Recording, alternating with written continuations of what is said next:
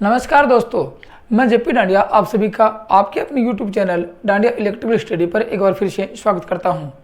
दोस्तों, आज के इस वीडियो में देखेंगे कि अल्टरनेटर प्रत्यावर्तक का वर्गीकरण किसके आधार पर किया जाता है।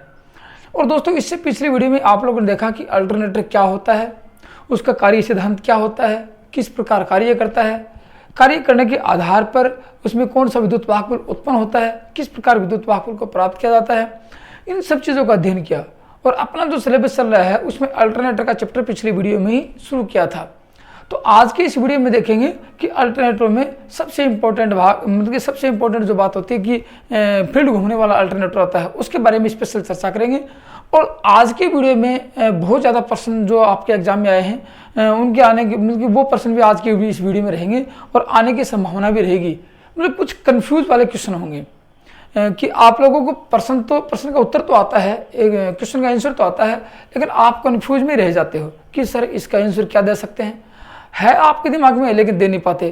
तो इसलिए आज उस कंफ्यूज वाले क्वेश्चनों को भी देखेंगे कि किस प्रकार के कंफ्यूज के क्वेश्चन आते हैं। इसलिए इन सब बातों को जानने के लिए, अपने प्रत्येक कॉन्सेप्ट को क्लियर करने के लिए, सभी डाउट को क्लियर करने के लिए वीडियो को लास्ट एंड तक जरूर देखिए, वीडियो को पूरा देखिए, क्योंकि बहुत कुछ बराज की बातें निकल जाएंगी आज। जैसे आप देखोगे कि स्लिप रिंग कितनी होती हैं, स्लिप रिंग 2 कैसे होंगी, 4 कैसे होंगी, 6 कैसे होंगी, वोल्टेज बाहर कैसे लेंगे, कितनी स्लिप रिंग लेंगे, तो इन सब बातों का अध्ययन करेंगे। तो आज देखेंगे कि types of alternator, classification of alternator देखेंगे, या टाइप्स ऑफ अल्टरनेटर, इसको क्लासिफिकेशन ऑफ अल्टरनेटर के प्रकार भी देख सकते हैं। प्रत्यावर्तक के प्रकार, इसके बारे में देखेंगे। देखो, और इसके बारे में देखने से पहले आप लोगों को एक छोटी बात में देखो, पिछली वीडियो में आप लोगों को देखा था कि ये क्या है। ये एक प्रकार का जनरेटर है। कैसा जनरेटर है? ये एसी जनरेटर है, आप लोगों ने देखा था। अब ये किसके सिद्धांत पर कार्य करता है? ये फैराडे के विद्युत चुंबकीय प्रेरण के सिद्धांत पर कार्य करता है। अब फैराडे के विद्युत चुंबकीय प्रेरण के सिद्धांत पर तो डीसी जनरेटर भी काम करता है और एसी जनरेटर भी काम करता है। इसका मतलब जनरेटर कितने बताया आप लोगों को, मैं थोड़ा सा आपको स्वरूप दिखा देता हूं। ये जनरेटर है। कितने प्रकार के जनरेटर बताया आपको मैंने? 2 बताए थे, एक डीसी जनरेटर बताया था और एक एसी जनरेटर बताया था, याद होगा आप लोगों को। आज कौन सा पढ़ रहे हैं? एसी जनरेटर के बारे में पढ़ रहे हैं। ये दोनों किसके सिद्धांत पर कार्य करते हैं? फैराडे के विद्युत चुंबकीय प्रेरण का सिद्धांत, विद्युत चुंबकीय प्रेरण का सिद्धांत, इसके सिद्धांत पर कार्य करते हैं। फैराडे के विद्युत चुंबकीय प्रेरण के सिद्धांत पर करते हैं क्या दोनों? ये भी मैकेनिकल एनर्जी को इलेक्ट्रिकल एनर्जी में कन्वर्ट करता है और ये भी मैकेनिकल एनर्जी को इलेक्ट्रिकल एनर्जी में कन्वर्ट करता है। समझ रहे हो बात को? अब आप लोग इतना जानते हो कि फैराडे के विद्युत चुंबकीय प्रेरण के सिद्धांत पर जो ईएमएफ उत्पन्न होगा वो कैसा होगा? एसी होगा या डीसी होगा? तो आप लोगों ने डीसी जनरेटर देखा तब भी बताया था आप लोगों को मैंने, और चुंबकत्व का अध्ययन कराया तब भी आपको बताया था। इससे पिछली वीडियो में बताया था कि फैराडे के नियमानुसार कभी डीसी उत्पन्न नहीं होता है, तो ये भी क्या उत्पन्न करके देगा आपको? एसी उत्पन्न करेगा ये भी, और ये भी क्या करेगा? एसी ही उत्पन्न करेगा। इसका मतलब फैराडे के नियमानुसार डीसी उत्पन्न नहीं कर सकते, फैराडे के विद्युत चुंबकीय प्रेरण के नियमानुसार। ये होगी बात। अब इतना जानते हो आप लोगों कि ये भी एसी देगा, ये भी एसी देगा। मतलब कि आप लोगों ने ये देखा था कि फैराडे का नियम क्या था कि ईएमएफ उत्पन्न करने का नियम, ईएमएफ उत्पन्न करने का नियम था। आपको क्या चाहिए? चालक कंडक्टर चाहिए, प्लस चुंबकीय क्षेत्र चाहिए, मैंने बताया था आप लोगों को पिछली वीडियो में, और प्लस क्या चाहिए? सापेक्ष गति चाहिए दोनों के बीच में। तो ये भी बताया था, चाहे आप इसको घुमाओ, इसको घुमा के इसके प्रति सापेक्ष गति देखो, और इसको घुमा के इसके एवज में सापेक्ष गति आप बनाओ, लेकिन दोनों में से एक घूमेगा, या फिर दोनों भी घूम जाएंगे लेकिन सापेक्ष गति रहेगी दोनों के बीच में। माना कि एक 20 आरपीएस की स्पीड से घूम रहा है और एक माना कि 10 आरपीएस की स्पीड से घूम रहा है, तो दोनों में अंतर है, सापेक्ष गति है, तो ईएमएफ उत्पन्न होगी। आपको लोगों को बताया था मैंने, ठीक है। इसका मतलब ये कह सकते हैं कि एसी अल्टरनेटर होगा। यहाँ क्या लगाया? देखो आप लोगों ने यहाँ क्या लगाया? स्प्लिट रिंग लगाई। यहाँ क्या लगाया? स्प्लिट रिंग लगाई या कम्यूटेटर लगाया, या क्या लगाया था? कम्यूटेटर लगा के, और बाहर आपने डीसी ली थी, डीसी प्राप्त किया आप लोगों ने। यहाँ क्या लगाएंगे, यहाँ ओनली स्लीप रिंग लगाएंगे, स्लीप रिंग आगे एसी प्राप्त करेंगे। इसका मतलब एसी चाहिए अपने को यहाँ से। और एसी में क्या होती है, एसी में आपको पता है फ्रीक्वेंसी होती है। बहुत अच्छी बात बताने वाला हूँ। एसी में क्या होती है, फ्रीक्वेंसी होती है। अब देखोगे आप लोग कि फ्रीक्वेंसी का मान किसके ऊपर डिपेंड होता है, फ्रीक्वेंसी का मान किसके ऊपर डिपेंड होता है। आप लोग देख चुके हो, एफ बराबर जान चुके हो, मैंने एसी का चैप्टर पढ़ाया था, Pn/120 होता है। ये क्या है, गति। इसका मतलब ये होगा कि अल्टरनेटर से फ्रीक्वेंसी प्राप्त करने के लिए आप लोगों को गति स्थिर चाहिए। क्या चाहिए, गति स्थिर चाहिए। इसलिए कभी भी देखा जाता है कि अल्टरनेटर में ईएमएफ बढ़ाने के लिए गति को कभी बढ़ाया नहीं जाता है, गति स्थिर ही रखी जाती है। फील्ड एक्साइटेशन को बढ़ाया जाता है। पोलों में विद्युत, मतलब कि पोलों में चुंबकीय फ्लक्स को बढ़ाया जाता है, फ्लक्स डेंसिटी को बढ़ाया जाता है, लेकिन स्पीड को बढ़ाया जाता है। इसका मतलब क्या हो गया कि अल्टरनेटर की स्पीड स्थिर होनी चाहिए। क्या होगा, अल्टरनेटर की स्पीड क्या होगी, स्पीड अल्टरनेटर की स्पीड कांस्टेंट होगी, स्थिर होगी स्पीड, तो ही तो फ्रीक्वेंसी सही। जैसे 50 हर्ट्ज फ्रीक्वेंसी चाहिए अपने को, 50 हर्ट्ज पे पोलों की संख्या मान लीजिए कि आप लोग 2 कर रहे हो, तो गति क्या होगी, 3000 होगी। तो आप 120 देखोगे तो आपको क्या मिलेगा, 50 हर्ट्ज मिलेगा आपको। इसका मतलब आपको 3000 आरपीएम ही चाहिए 2 पोल की स्पीड पर, अन्यथा 3000 से यदि आप कम कर दोगे तो आपको 50 हर्ट्ज फ्रीक्वेंसी मिलने वाली नहीं होगी। समझ रहे बात को, गति स्पीड स्थिर चाहिए। और स्थिर गति कौन सी होती है, सिंक्रोनस स्पीड होती है, सिंक्रोनस स्पीड होती है। देखो ये होगी, तो स्थिर गति होती है वो उसको सिंक्रोनस स्पीड की, मतलब कि उसके जो गति होती है उसको तुल्यकालिक गति के नाम से जानते हैं। तो एक चीज याद रखना, आप लोगों को मैंने इतनी बातें बताई, आप लिख लोगे कि एसी उत्पन्न होगा। एसी किससे मिलेंगे, एसी स्लिप रिंग से मिलेगी। स्लिप रिंग एसी में क्या होती है, फ्रीक्वेंसी होती है। फ्रीक्वेंसी किसके ऊपर डिपेंड करती है, फ्रीक्वेंसी डिपेंड करती है गति पर। तो गति क्या होगी, कांस्टेंट होगी। गति कांस्टेंट है तो फ्रीक्वेंसी का मान भी कांस्टेंट रहेगा। और अपने को बिल्कुल स्थिर अपने को फ्रीक्वेंसी चाहिए 50। इसका मतलब कहते हैं कि सिंक्रोनस स्पीड होती है वो, ठीक है। इसलिए सिंक्रोनस स्पीड पर ही इस अल्टरनेटर को चलाया जाता है। याद रखना, स्थिर गति पर इस अल्टरनेटर को चलाया जाता है हमेशा ही। अब स्थिर गति पर चलाएंगे, स्थिर सिंक्रोनस स्पीड पर चलाएंगे, तो इसका नाम क्या रख सकते हैं, इस अल्टरनेटर का, इस जनरेटर का नाम क्या रख सकते हैं। एक तो एसी जनरेटर आपके सामने है, अल्टरनेटर आप बोल रहे हो, प्रत्यावर्तक हिंदी में बोलते हैं, अल्टरनेटर है, इसको कहेंगे सिंक्रोनस अल्टरनेटर। सिंक्रोनस अल्टरनेटर के नाम से भी जाना जाता है। याद रखना, सिंक्रोनस अल्टरनेटर के नाम से भी इसको तुल्यकाली जनित्र के नाम से भी इसको जाना जाता है, या तुल्यकाली अल्टरनेटर बोल दो या तुल्यकाली जनित्र बोल दो। तुल्यकाली प्रत्यावर्तक क्या होता है, अब ये मत बोल देना सर तुल्यकाली प्रत्यावर्तक क्या होता है, इसी का नाम है, किसका, इसका नाम तुल्यकाली प्रत्यावर्तक, तुल्यकाली जनित्र, एसी जनित्र, अल्टरनेटर, प्रत्यावर्तक, सब इसके नाम है। इसका मतलब कभी भी परीक्षा में आए कि तुल्यकाली अल्टरनेटर में या तुल्यकाली जनित्र में ईएमएफ ज्ञात करने का फॉर्मूला कौन सा रहेगा, या तुल्यकाली जनित्र में मतलब कि फील्ड को घुमा जाता है या आर्मेचर को घुमा जाता है, वो सब बातें आप इसके समझ गए होंगे। तो तुल्यकाली जनित्र किसे कहते हैं, तुल्यकाली अल्टरनेटर किसे कहते हैं, इस अल्टरनेटर को कहते हैं। क्यों कहते हैं, क्योंकि इसकी स्पीड स्थिर होती है। क्यों रखी जाती है, फ्रीक्वेंसी स्थिर रखने के कारण होती है। कि फ्रीक्वेंसी किस पे डिपेंड करती है, पोलों की संख्या और या गति पर निर्भर करती है। ये तो थी बात, एक छोटी सी बात। अब देखो आगे बताता हूँ कि इस अल्टरनेटर के जो पार्ट्स, जो भाग हैं, जो प्रकार हैं, वो किसके ऊपर डिपेंड करते हैं, उसको देखते हैं। अल्टरनेटर के प्रकार देखते हैं।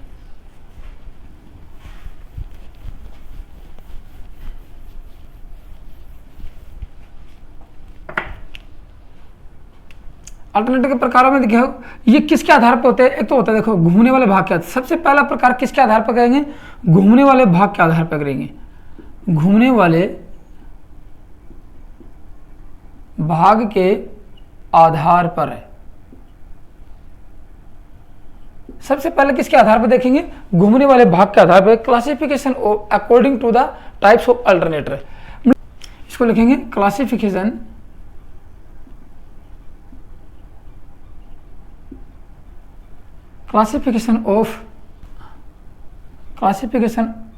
अकॉर्डिंग टू द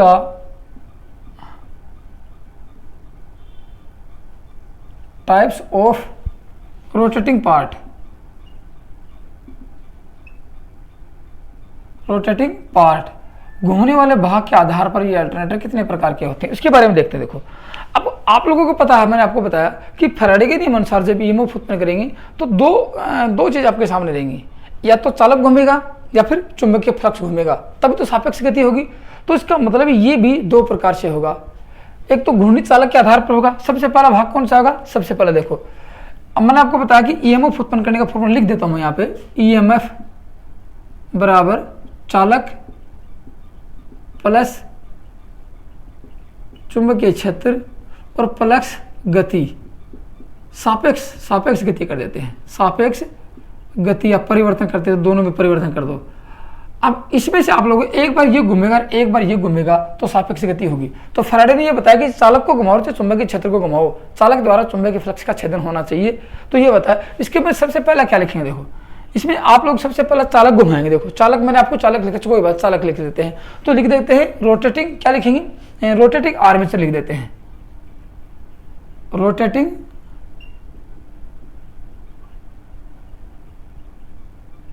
आर्मेचर, या मैं कंडक्टर कर देता हूं। आप कहोगे सर आर्मेचर, मैं आपका आर्मेचर के बारे में बताऊंगा। इसमें लिखिए, हिंदी में लिख सकते हैं घूर्णित आर्मेचर या चालक प्रकार का, टाइप्स लिख दे, कंडक्टर टाइप्स प्रकार का होता है, ये प्रकार होता है। तो इसके बारे में देखेंगे, आप लोगों को पता है, इसके बारे में देखेंगे कि क्या होता है। इसमें क्या होता है, देखो इसमें क्या होगा, आप लोगों ने डीसी जनरेटर देखा था, डीसी जनरेटर का स्वरूप दिखा था आपको कैसा था। जैसे आप लोगों ने देखा, ये एक पोल होता है एन पोल, ये एस पोल होता है, यहाँ चालक घूमता है, ये क्या है? ये आपका आर्मेचर है। यहाँ लगाई आप लोगों ने स्प्लिट रिंग और सुना, और ये कार्बन लगा के आपने ये लिया था, ये चालक है, चालक घूम गया, आर्मेचर घूम गया, ये एस पोल है। सेम टू सेम देखा जाए, ये भी एक प्रकार का कौन सा? घूर्णित आर्मेचर। डीसी जनरेटर और डीसी मतलब कि एसी जनरेटर के चालक घूमने वाले भाग का जो अल्टरनेटर का प्रकार होगा उसमें कोई अंतर नहीं होता है। तो कह सकते हैं ये एक प्रकार का डीसी जनरेटर के भांति ही होता है। कौन सा? घूमने वाले भाग के आधार में घूर्णित आर्मेचर या चालक वाला जो अल्टरनेटर होगा वो एक प्रकार का डीसी जनरेटर की भांति होता है। लिख दो, एक प्रकार का डीसी जनरेटर की भांति होता है। ये डीसी जनरेटर की भांति होता है, भांति ही होता है। अंतर कुछ नहीं है। अंतर दिखाता हूं आप लोगों को, क्या है अंतर? सिर्फ ईएमएफ प्राप्त करने की विधि के अंतर ऊपर है। यहां आप लोगों ने क्या लगाई? स्प्लिट रिंग लगाई। स्प्लिट रिंग का काम क्या था कि एसी को डीसी में परिवर्तित करना। स्प्लिट रिंग का काम है एसी को डीसी में परिवर्तित करना। लेकिन यदि यहां स्लिप रिंग लगा दी जाए तो क्या होगा? यहां स्लिप रिंग लगा दी जाए तो वो एसी अंदर जो आर्मेचर में उत्पन्न हो रही है फैराडे के नियमानुसार, वो क्या मिलेगी आपको? सेम टू सेम एसी मिलेगी बाहर आपको। तो यहां यदि इसके ऊपर, इसके स्थान पर, कोशिश होना, यहां मैं इसके स्थान पर स्लिप रिंग लगा दूं, ये स्लिप रिंग लगा दी, एक स्लिप रिंग ये लगा दी, तो यहाँ क्या मिलेगा? आप लोग इतना पिछली बार मतलब पिछली वीडियो काली पैनल देखे थे आप लोगों ने पिछली वीडियो में, तो यहाँ क्या मिलेगा? जैसे ए भाग ये है, बी भाग ये है, ए बी और ये C D. A B N pole के संपर्क में है तो यहाँ ईएमएफ का मान अधिकतम होगा, और C D N S pole के संपर्क में यहाँ 0 होगा और यहाँ अधिकतम होगा। तो इस ए स्लिप रिंग को क्या मिला और इसको बी को, ए स्लिप रिंग को अधिकतम विद्युत वाहक मिला। लेकिन ये भाग घूमेगा और घूम के 180 डिग्री घूमने के बाद यहाँ जाएगा तो क्या होगा? ये भाग यहाँ जाएगा, ये भाग यहाँ जाएगा, तो यहाँ पे इसमें माइनस हो जाएगा, क्योंकि ये भाग घूम के ये स्लिप रिंग से जुड़ी, ये माइनस हो जाएगा, ये प्लस हो जाएगा, ये घूम के वापस आएगा तो ये प्लस हो जाएगा माइनस। तो यहाँ क्या मिला? जो एसी अंदर उत्पन्न हो रही है वो एसी की एसी बाहर मिल गई। इसका मतलब कह सकते हैं कि डीसी जनरेटर की भांति होता है, लेकिन यदि वहां पे कम्यूटेटर या स्प्लिट रिंग के स्थान पर स्लिप रिंग लगा दी जाए तो वह एसी जनरेटर बन जाता है। क्या बन जाएगा? एसी जनरेटर बन जाएगा। इसलिए कह सकते हैं अल्टरनेटर, इस प्रकार के अल्टरनेटर में क्या लिखेंगे? इस प्रकार के अल्टरनेटर में क्या लिखेंगे? स्लिप रिंग, स्लिप रिंग प्रयोग करके एसी बाहर प्राप्त की जाती है। डीसी जनरेटर की बात नहीं लिखेंगे क्योंकि आप पढ़ चुके हो। वहां आप यहां लिखना चाहो कि यहां कैसे प्राप्त करेंगे विद्युत वाहक बल को? यहां स्लिप रिंग लगाएंगे, स्प्लिट रिंग लगाएंगे और कम्यूटेटर लगाएंगे तो आपको डीसी मिल जाएगी। लेकिन एक बात और आती है, देखो यहां इन, देखो ये आप लोगों ने देखा कि स्प्लिट रिंग आप लोगों ने दो स्प्लिट रिंग लगाई, लेकिन एसी में तो फेज होते हैं ना, भाई यहाँ डीसी डीसी में प्लस आपको पॉजिटिव नेगेटिव मिल गया, आपको 2 स्प्लिटर लगाने की आवश्यकता, मैंने एक कॉइल में 2 लगाई। अब एसी में क्या होता है, फेजों की संख्या होती है, 1 फेज हो गया, 2 फेज हो गया, 3 फेज हो गया, और 3 फेज में स्टार कनेक्शन हो गया, डेल्टा कनेक्शन हो गया, फिर स्टार डेल्टा कनेक्शन नहीं हुआ। गौर से सुनना मेरी बात, बहुत मुख्य इंपॉर्टेंट पॉइंट निकल के आने वाला है अभी कि यहाँ पे घूर्णित आर्मेचर वाला जो अल्टरनेटर होगा, वहाँ पे यदि आप लोग देखोगे तो जो फेजों की संख्या होती है कैसे प्राप्त करेंगे। यहाँ तो आप लोगों ने 2 मतलब स्लिप रिंग आई, 2 स्लिप रिंग से आपको पॉजिटिव या फेज न्यूट्रल मिल गया, लेकिन पूछा जाए कि दो फेज का अल्टरनेटर लेना है, 2 फेज का अल्टरनेटर या 3 फेज का अल्टरनेटर लेना है, तो क्या 2 ही स्लिप रिंग काम आएंगी? क्या 2 स्लिप रिंग से काम चल सकता है? नहीं चल सकता। तो फिर यह पूछा जाएगा कि घूर्णित आर्मेचर वाले अल्टरनेटर में स्लिप रिंग की संख्या कितनी होती है, काफी बार पूछा जाता है। घूर्णित आर्मेचर वाले अल्टरनेटर में स्लिप रिंग की संख्या कितनी होती है। अब उन स्लिप रिंग की संख्या की बात करता हूं, आप लोगों को दिखाता हूं कि स्लिप रिंग कितने लगाएंगे। यही तो मुख्य इंपॉर्टेंट पॉइंट आता है जो कंफ्यूज वाला होता है। आप लोगों को सर 2 ही लगाएंगे क्योंकि फेस न्यूट्रल मिल गया। अब आप लोगों को सर 3 लगा दें या 4 मिल जाएंगी, 5 मिल जाएंगे, कैसे, जिस प्रकार इनकी संख्या निर्धारित होती है स्लिप रिंग की, वो बताता हूं। अब स्लिप रिंग का काम क्या है, आर्मेचर घूमेगा, वहां आर्मेचर चालकों में जो ईएमएफ उत्पन्न होगा कैसा होगा, फैराडे के नियम अनुसार एसी होगा, तो बाहर क्या देगा आपको, सेम टू सेम एसी देगा। स्लिप रिंग कोई परिवर्तन नहीं करती है। यदि आप स्लिप रिंग को डीसी देते हो या अंदर से डीसी मिल जाते हो तो बाहर क्या मिलेगा आपको, डीसी मिलेगा। मान लीजिए कि यहाँ पे आप लोग ये स्लिप रिंग लगा दी, यहाँ पे गोल से सुना, स्लिप रिंग चढ़ा दी, गोल छल्ला होता है, स्लिप रिंग चढ़ाई साफ्ट पे, यहाँ आप लोगों ने इसको एसी दिया तो स्लिप रिंग के कार्बन के एसी मिल जाएगी। यहाँ आप लोगों ने इसको डीसी दिया तो डीसी मिल जाएगी। यहाँ आप लोगों ने कुछ भी दिया जितना, तो वह सेम टू सेम मिलेगी। इसका मतलब ये परिवर्तन नहीं करती है। परिवर्तन कौन करता है, स्प्लिट रिंग करती है। एसी ये आपके स्लिप रिंग परिवर्तन नहीं करती है, ठीक है। तो अब मैं आपको दिखाता हूँ कि स्लिप रिंग की संख्या किसके ऊपर डिपेंड करती है। स्लिप रिंग की संख्या किस पे डिपेंड करती है, मैं आपको दिखाता हूँ। देखो ये मैंने आपको लिखा, स्लिप रिंग की मैं और फिर लिखा दूंगा, कोई बात नहीं। यहाँ पे एक डायग्राम बना के दिखाऊंगा आपको वो कि स्लिप, जैसे मान लीजिए कि आप लोगों को डायग्राम दिखाता हूँ। एक पोल मैंने ये ले लिया, आप गौर से सुनोगे तो सारी बातें समझ आएंगी। बहुत ही मोस्ट इंपॉर्टेंट टॉपिक है आपको। माना कि आप लोगों ने ये एक पोल लिया, गौर से सुनना, और एक पोल लेके ये आप लोगों ने आर्मेचर लगा दिया। थोड़ा फ्रंट रूप दिखाता हूँ आप लोगों को मैं। आर्मेचर लगा दिया, आर्मेचर के सिलिकॉन स्टील की पतली पतली लेमिनेटेड पत्तियों से बना होता है। गौर से सुनना मेरी बातें, वो बातें नहीं बताऊंगा, फिर वो कब बताऊंगा जब इसका कंस्ट्रक्शन पढ़ाऊंगा अल्टरनेटर का, तब भाई सारी बातें बताऊंगा। ये आप लोगों ने क्या ले लिया, ये लगा दिया, ये गौर से सुनना, ये एन पोल है और ये एस पोल है। 2 पोल हो गए। मैं आपको 2 ही पोल का अल्टरनेटर दिखाता हूँ। कौन सा दिखाता हूँ, घूर्णित आर्मेचर वाला, घूर्णित चालकों वाला, कि जिसमें चालक घूमेंगे। और यहाँ क्या लगा दी, ये लगा दी मैंने, इसकी शाफ्ट लगा दी आर्मेचर, ये रोटर है, आर्मेचर है। अब आर्मेचर पर क्या होती है, वाइंडिंग होती है। अब कैसा अल्टरनेटर ले रहे हैं, एसी का। एसी में सिंगल फेज का, 2 फेज का, 3 फेज का। मान लीजिए कि मैं 3 फेज की बात कर रहा हूँ, तो 3 फेज का लेंगे तो आर्मेचर पर कितने फेज की वाइंडिंग की जाएगी, क्योंकि ये तो घूमने वाला नहीं है, फेज तो यहाँ से मिलेंगे। आर्मेचर पर कितने फेज की वाइंडिंग होगी, 3 फेज की वाइंडिंग होगी। अब 3 फेज की वाइंडिंग, 3 वाइंडिंग में दिखा देता हूँ। मान लीजिए कि आप लोगों ने 3 वाइंडिंग लगा दी, 2 फेज का बना के दिखाऊंगा, 1 फेज का भी। ये 3 वाइंडिंग लगा दी आप लोगों ने। अब गौर से सुनना, 3 वाइंडिंग होगी। 3 वाइंडिंगों की कितने सिरे हो गए, अब आप लोग जानते हो 3 फेज की 3 वाइंडिंग के एक वाइंडिंग ये और एक वाइंडिंग ये और एक वाइंडिंग ये, 6 सिरे हैं, U, V और W। U1, U2, V1, V2, W1, W2, 6 सिरे हो गए ना, 6 सिरे। 2 सिरे ये गए, 2 ये और 2 ये, तो 2 सिरे U के, 2 सिरे V के और ये, तो 6 सिरे हो गए। अब देखो बात आती है, अब मामला कहाँ पे कंफ्यूज वाला होता है उसको बताता हूँ। देखो मैं यहाँ पे आपसे पूछा जाए 3 फेज घूर्णित आर्मेचर वाले 3 फेज अल्टरनेटर में स्लिप रिंग की संख्या कितनी होगी। 3 फेज वाला पूछा है, ये नहीं पूछा कि स्टार कनेक्टेड है। समझ रहे बात को, स्टार या कनेक्टर का नाम नहीं दिया, तो स्लिप रिंग संख्या 6 हो सकती है। यहाँ पे कितनी हो सकती है, 6 स्लिप रिंग हो सकती हैं। 1, 2, 3, 4, 5 और ये 6 स्लिप रिंग लगा दी। क्यों लगाई 6 स्लिप रिंग, देखो इसका एक सिरा उठा के यहाँ लगाएंगे, इसका एक सिरा उठा के यहाँ लगाएंगे, इसके साथ लगाएंगे, इसके साथ तीसरा लगाएंगे, चौथा इसके साथ लगाएंगे, 5वां इसके साथ लगाएंगे और 6ठा सिरा इसके साथ। 6 के 6 सिरे, 6 सिरों पर एक एक स्लिप रिंग लगा दी।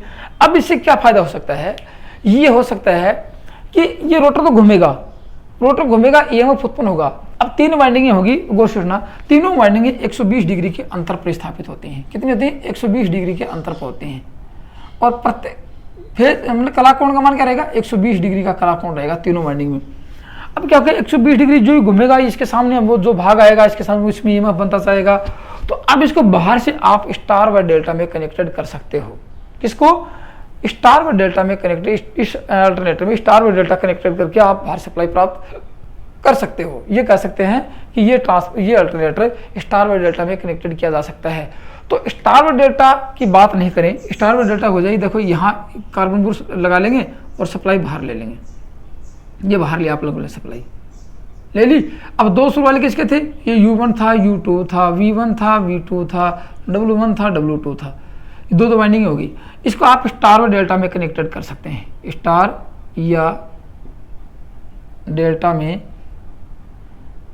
संयोजित कर सकते हैं। एक तो ये आती है बात। तो स्टार डेल्टा अल्टरनेटर में, स्टार डेल्टा अल्टरनेटर में या अल्टरनेटर 3 फेज अल्टरनेटर में स्लिप रिंग की संख्या कितनी होती है? एक तो ये आता है।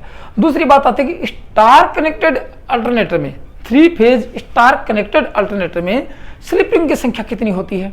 एक आता है। स्टार कनेक्टेड की बात की है, इसका मतलब इस वाइंडिंग को अंदर से ही स्टार में कनेक्टेड करके दिया उसने।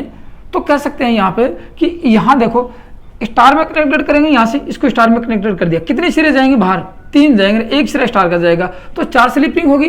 तो मतलब कह सकते हैं 3 फेज अल्टरनेटर में, मैं स्लिप रिंग की बात करता हूं, अल्टरनेटर में टोटल स्लिप रिंग कितनी होती है? 6 होगी, 6 नोच। क्यों होगी 6? क्योंकि 3 वाइंडिंग होती हैं और एक वाइंडिंग के 2 सिरे होते हैं। तो 3 के कितने सिरे हो गए? 6 सिरे। इसका मतलब 6 स्लिप रिंग लगाएंगे आते हैं। ये याद रखना, एक बात तो ये आती है।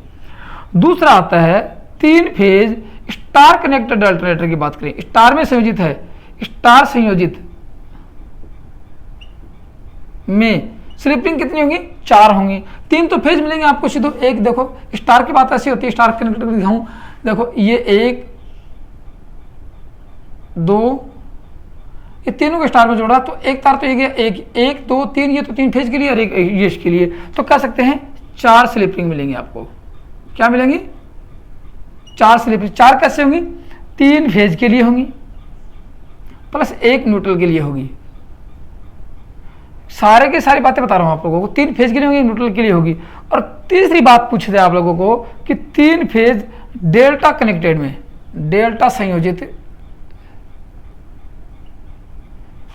में स्लिप रिंग कितनी होंगी? 3 स्लिप रिंग होंगी। 3 क्यों? आपको दिखाता देखो। डेल्टा कनेक्टेड कैसा होता है? मान लीजिए कि ये आप लोगों को एक वाइंडिंग ये है और एक वाइंडिंग ये है और 3 फेज की 3 वाइंडिंग कर दी। डेल्टा ऐसा होता है, ऐसा कनेक्शन, ये ऐसे हो गया और ये इसके साथ संयोजित कर देंगे ऐसे, और 1 2 3 सिरे निकाल देंगे। तो 3 ही स्लिप रिंग मिलेंगे आप लोगों को। ये तो थी बात किसकी? 3 फेज अल्टरनेटर में स्लिप रिंग की। कौन से में? मैंने ये नहीं बताया कि घूमने वाले क्षेत्र की बात करेंगे, यहाँ सिर्फ रोटेटिंग आर्मेचर की बात कर रहा हूँ मैं। रोटेटिंग आर्मेचर की बात हो रही है। इसका मतलब कितने स्लिप रिंग चाहिए आपको? 6 4 3। सिंगल फेज का होगा तो कितने चाहिए? सिंगल फेज का अल्टरनेटर होगा तो 2 स्लिप रिंग चाहिए, एक फेज एक न्यूट्रल के लिए। बस ये तो थी स्लिप रिंग की संख्या। अब पूछा जाए कि इसमें स्लिप रिंग की संख्या किसके ऊपर डिपेंड करते हैं?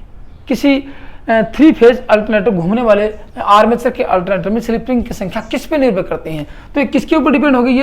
ये फेज की संख्या के आधार पर, फेज की संख्या के आधार पर निर्भर होते हैं। कितने फेज हैं, किस प्रकार संयोजित करेंगे, उसके आधार पर निर्भर होती हैं ये चीजें। ये तो थी बात इसकी, किसकी?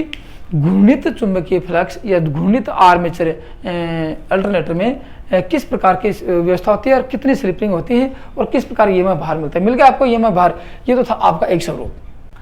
अच्छा, एक चीज और देखो, इसमें आपसे पूछा जाए कि घूर्णित आर्मेचर वाला या चालक, इसमें क्या होगा? चुंबकीय फ्लक्स स्थिर होता है। याद रखना, इसमें मैंने आपको ये बताया, इसमें क्या होता है? चुंबकीय फ्लक्स स्थिर होता है। और घूमता क्या है? घूमता है चालक या आर्मेचर घूमता है।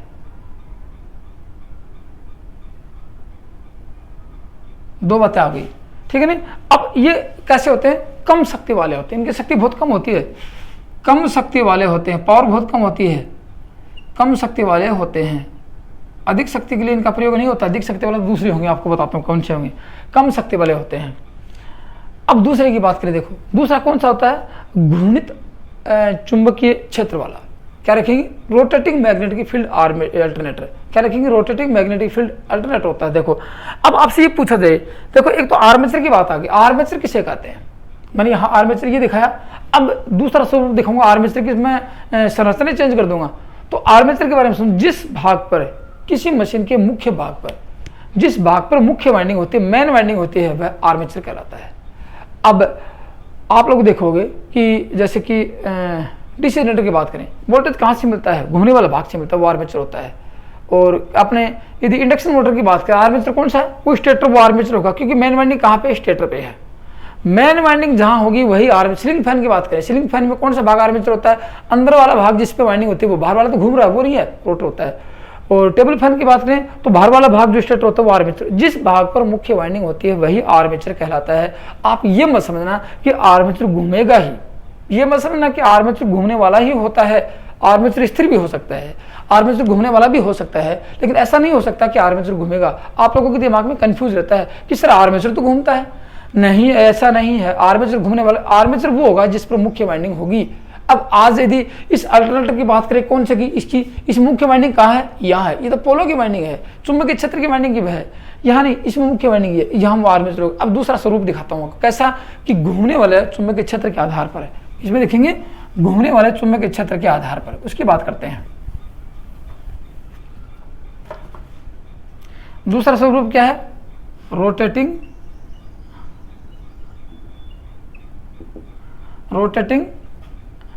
फील्ड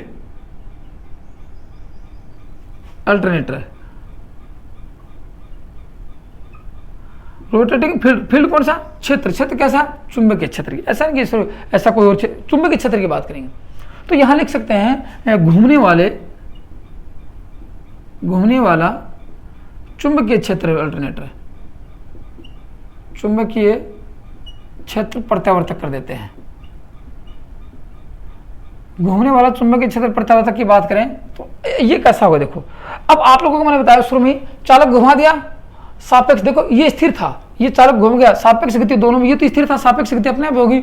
अब क्या घुमाएंगे, इसको घुमाएंगे और इसको स्थिर रखेंगे, इसको घुमाएंगे, फिर भी सापेक्ष गति होगी। अपने को तो सिर्फ ईएमएफ उत्पन्न करना है, फैराडे का नियम सिद्ध करना है। तो इसमें क्या लिख सकते हैं, इसमें क्या होगा, इसमें फ्लक्स घूमेगा, चुंबकीय क्षेत्र मान लेते हैं, चुंबकीय क्षेत्र घूमता है, वह चालक स्थिर होता है, चालक स्थिर होता है। दो बातें, अब डायग्राम बना के दिखाऊंगा आप लोगों को, देखो मैं कैसे ये आपको दिखाता हूं कि किस प्रकार इसकी संरचना चेंज हो जाएगी। तो एक डीसी जनरेटर की भांति था, ऐसा नहीं होगा। यहाँ पे मान लीजिए कि आपका ये क्या, देखो मैं आपको दिखाता हूं, ये बाहर की बॉडी ले लेता हूं। देखो गौर से सुनो मेरी बातें, चुंबकीय क्षेत्र को घुमाना है, चुंबकीय पोल बनाने हैं। तो यहां मैं 4 पोल का दिखा देता हूं आप लोगों को, यहां मैं इसको 4 पोल का दिखा देता हूं, ज़्यादा नहीं, बस 2 का दिखा दो, 4 का दिखा दो, 8 का। वो पोलों की संख्या किसके ऊपर डिपेंड करती है, वो आपको आगे आएगा, रोटर का प्रकार आएंगे तब आपको बताऊंगी कितने कौन से रोटर यहाँ प्रयोग करेंगे। 4 पोल का दिखा देता हूँ, देखो यहाँ पे मैं,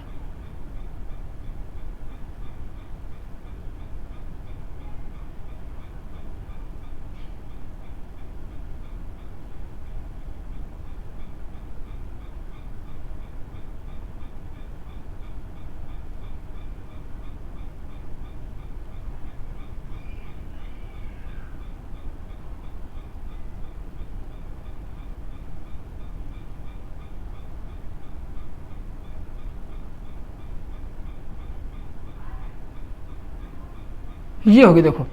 और इसके ये आपका स्टेटर है, ये क्या है, स्टेटर है। स्टेटर पे क्या होगी, मुख्य वाइंडिंग होगी।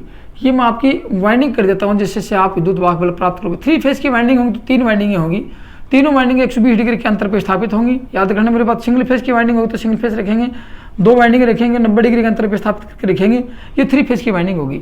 यहाँ क्या है, अब इसके ऊपर वाइंडिंग करेंगे, देखो ये वाइंडिंग कर दिए, गौर से सुनना मेरी बात, ये वाइंडिंग कर दी, यहाँ पे ये वाइंडिंग कर दी चारों पोलों पर, चारों पोलों पर ये वाइंडिंग कर दी यहाँ पे।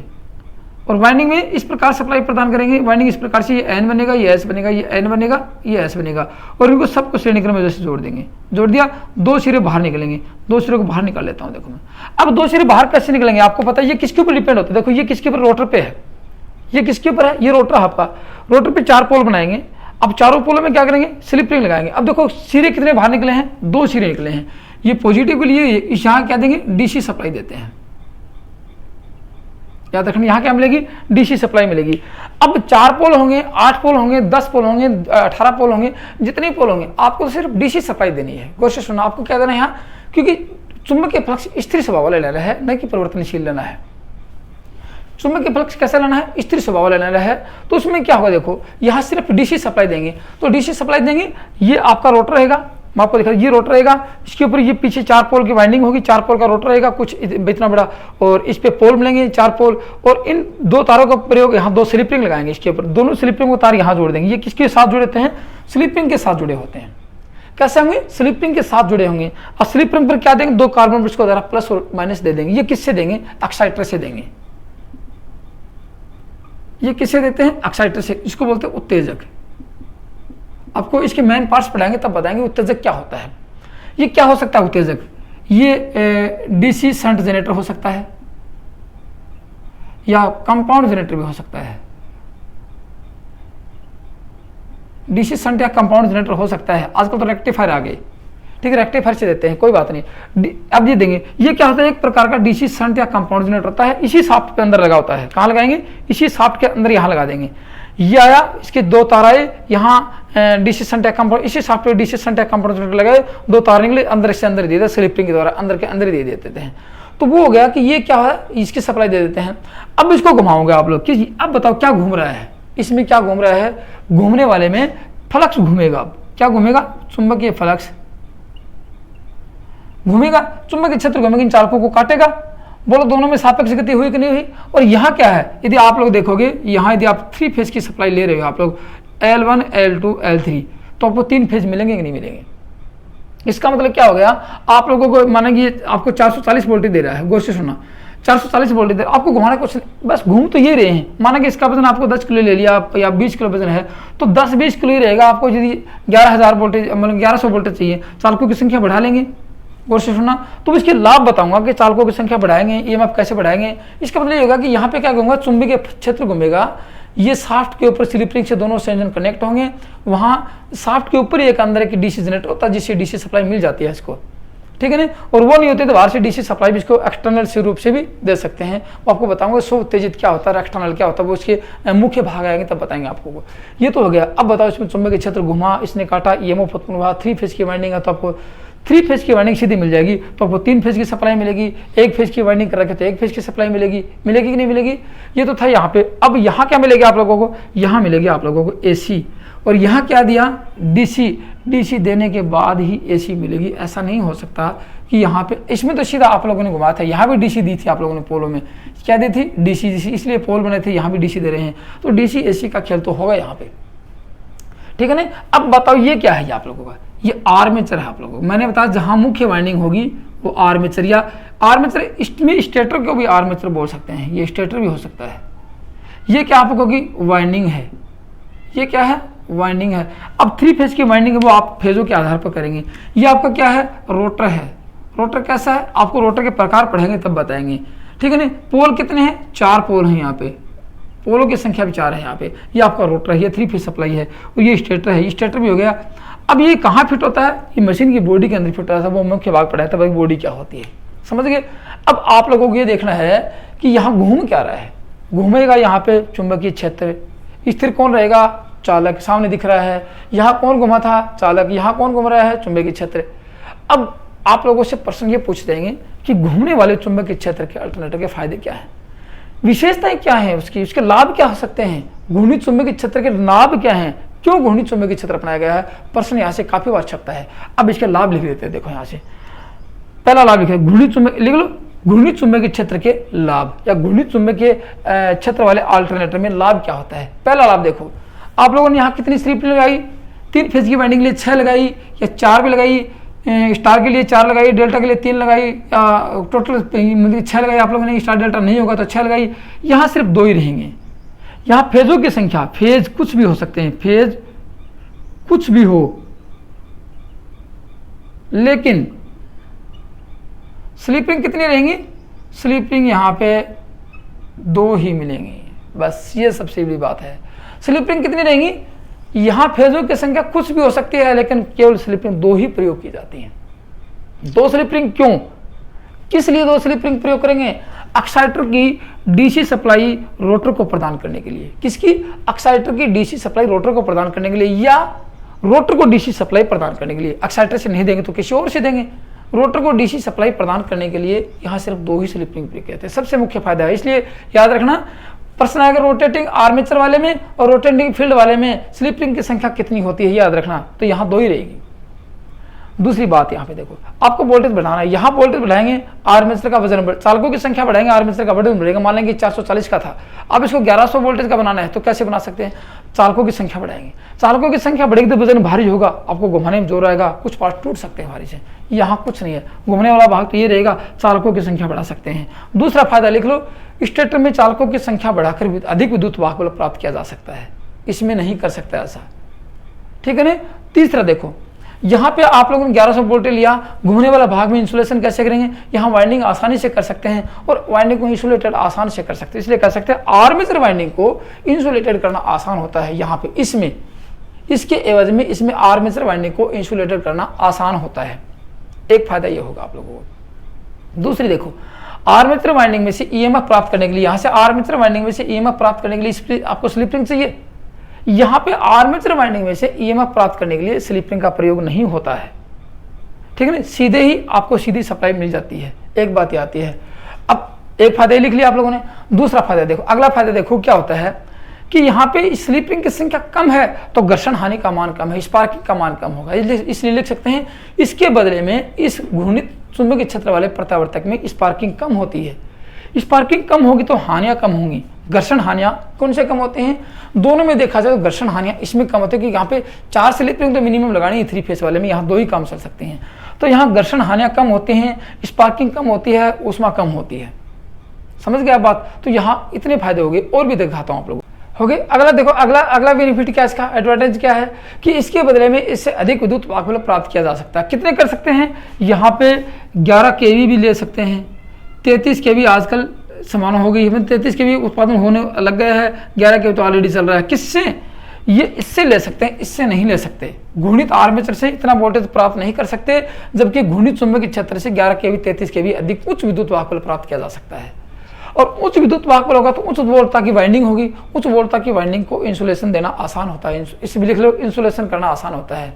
यहाँ वजन कम है, इसको अधिक गति से चलाया जा सकता है, इससे कर सकते हैं, इसको उच्च स्पीड पर चलाया जा सकता है। किसको? इसको उच्च स्पीड पर चलाया जा सकता है, उस गति पर चलाया जा सकता है, इसको नहीं जा सकता है। ये निम्न गति वाला होगा और ये उच्च गति वाला होगा, ठीक है ना। एक ही आता है। फिर कह सकते हैं आर्मेचर वाइंडिंग को स्टार डेल्टा में संयोजित किए, मतलब स्टार डेल्टा में संयोजित कर, आर्मेचर वाइंडिंग को स्टार डेल्टा में संयोजित कर बिना स्लिप रिंग से ईएमएफ बाहर प्राप्त कर सकते हैं। यहाँ स्लिप रिंग की संख्या चेंज हो सकती है, स्टार होगी तो 4 लेंगे, डेल्टा होगी तो 3 लेंगे, स्टार डेल्टा नहीं देंगे तो 6 स्लिप रिंग अवश्य लगाएंगे। होगी बात। एक चीज याद रखना, यहाँ आप लोगों ने इसके अंदर क्या लगाया? एक्साइटर लगाया इस शाफ्ट पे। किसको? इसको सप्लाई, डीसी सप्लाई देंगे, डीसी जनरेटर लगाया। तो ये माना कि इसकी गति कितनी है, क्वेश्चन सुना, माना कि ये रोटर आपको 3000 आरपीएम में घूम रहा है और यही आप लोगों ने डीसी जनरेटर लगा रखा है एक्साइटर के तौर पर, तो 3000 पे वही, क्योंकि उसी शाफ्ट पे है, तो एक्साइटर की गति देखा याद रखना। इस प्रकार के अल्टरनेटर में पूछा जाएगा। एक्साइटर देखो, एक्साइटर पढ़ाऊंगा आपका क्या होता है अगले वीडियो में। एक्साइटर व अल्टरनेटर की गति बराबर होती है, नोट करके लिख लो। इस प्रकार के अल्टरनेटर में एक्साइटर व अल्टरनेटर मान रोटर की गति बराबर होती है। दोस्तों ये तो था आप लोगों का आज का कौन सा कि 3 फेज अल्टरनेटर में घूमने वाले चालक के, क्योंकि आपने क्या सिर्फ दोनों लिए हैं, तो यहाँ ये नहीं कह सकते कि अल्टरनेटर में सिर्फ चालक ही घूमता है, या फिर ये नहीं कह सकते अल्टरनेटर में सिर्फ चुंबकीय क्षेत्र ही घूमता है। लेकिन जहाँ जनरेशन होता है, जहाँ अधिक विद्युत वाहकबल को उत्पन्न करना है, अधिक पावर लेने, यहाँ देखो ये कम पावर वाले लिखा था मैंने, ये शक्ति वाले, कम शक्ति वाले, ये अधिक शक्ति वाले होते हैं। तो ये नहीं कह सकते ये कम शक्ति वाले होंगे, लेकिन ये कह सकते जहाँ अधिक उत्पादन होता है वहाँ आर्मेचर नहीं, सिर्फ चुंबकीय क्षेत्र घूमता है। इसलिए अधिकतर देखा जाए 80 से 90% देखा जाए तो कौन से प्रयोग करते हैं, घूर्णित चुंबकीय क्षेत्र वाले प्रत्यावर्तक ही प्रयोग किए जाते हैं। अब इसके आधार पर आगे पढ़ेंगे, इसके आधार पर तो यहीं तक लिमिट था, इसके आधार पर पढ़ेंगे तो बहुत कुछ आगे, इसका फॉर्मूले रहेंगे, ईएमएफ समीकरण रहेगा, इसकी फ्रीक्वेंसी रहेगी, पोलों की संख्या रहेगी, इसको कैसे घुमाएंगे, घूमने के मतलब कि इसको प्राइम मूवर के आधार पर देखेंगे। तो अगले वीडियो में और कुछ इसके प्रकार पढ़ेंगे। तो दोस्तों आज की वीडियो में सिर्फ इतना था। थैंक यू, धन्यवाद।